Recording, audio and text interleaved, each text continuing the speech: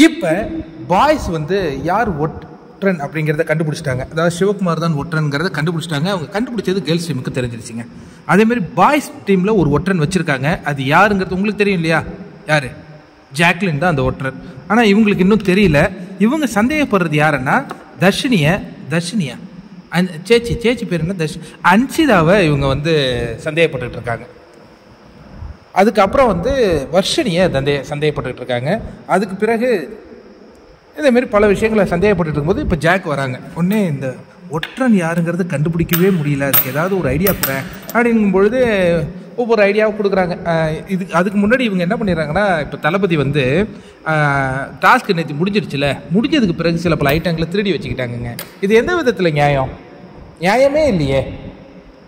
Task முடிஞ்சிடுச்சு. இதான் ஜெஃப்ரிக்கும் கோவம் வருது. அதாவது இது 24 மணி நேரம் டாஸ்க் அப்படின்னு சொன்னால் நாங்கள் நைட்டு யாரும் தூங்காத கூட அதை பாதுகாத்து வச்சுருப்போம், தப்பு கிடையாது. இது வந்து டாஸ்க் முடிஞ்சிடுச்சுன்னு பிக் பாஸ் அறிவிக்கிறாரு. அதுக்கப்புறம் திருடி வச்சுக்கிட்டா என்ன? அது நல்லாவே இல்லையே அப்படின்னா. அது திருடி வச்சிருக்கிறது யாருன்னு பார்த்தீங்கன்னா, நம்ம நைட்டு பார்த்தோம்ல, அது ஒரு கூத்து. அதுக்கப்புறம் இந்த மாதிரி இவங்க வீட்டு பொருட்களையுமே எடுத்து வச்சுக்கிட்டு இருக்காங்க. இது வந்து கேர்ள்ஸ் டீம்லேயே பெரிய ஆதரவு இல்லை. சௌந்தர்யா வராங்க. நான் ஒரு விஷயம் சொல்லட்டுமா?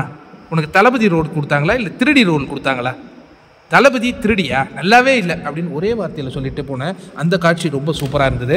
எனக்கும் அது உடன்பாடு இல்லை. நீங்கள் டாஸ்க்கு அப்படின்னா தொடங்கியவுடன் நீங்கள் எதை வேணாலும் திருடுங்க, அக்கப்போர் பண்ணுங்கள், ஃபன் பண்ணுங்கள், ஏதாவது பண்ணுங்கள். ஆனால் டாஸ்க்கு இல்லாத போது அவங்க வந்து சின்சியராக ஆடுறாங்க இல்லையா அந்த டாஸ்க்கை.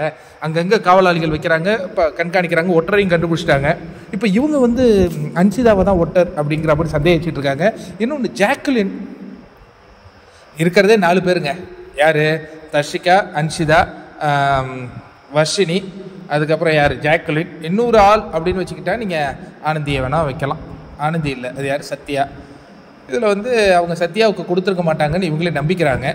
அப்போ வந்து ஆனால் தர்ஷிகா ஏன் நான் ஒற்றன் இல்லைன்னு சொல்கிறாங்க? ஒருவேளை தர்ஷிகாவுக்கு ஒற்றன் பதவி கொடுத்துருந்தா அவங்க அதை சொல்லியிருக்க முடியாதுல்ல. இவங்க ஜாக்லின் மேலேயும் சந்தேகப்படுறாங்க. ஜாக்லின் என்ன? நான் இல்லடி என்டியே கேட்குறீங்க அப்படின்ட்டு. ஆனால் என்ன திட்டம் திட்டுறாங்களோ அது எல்லாத்தையும் இப்போ ஜாக்லின் கிட்டே சொல்லிட்டாங்க.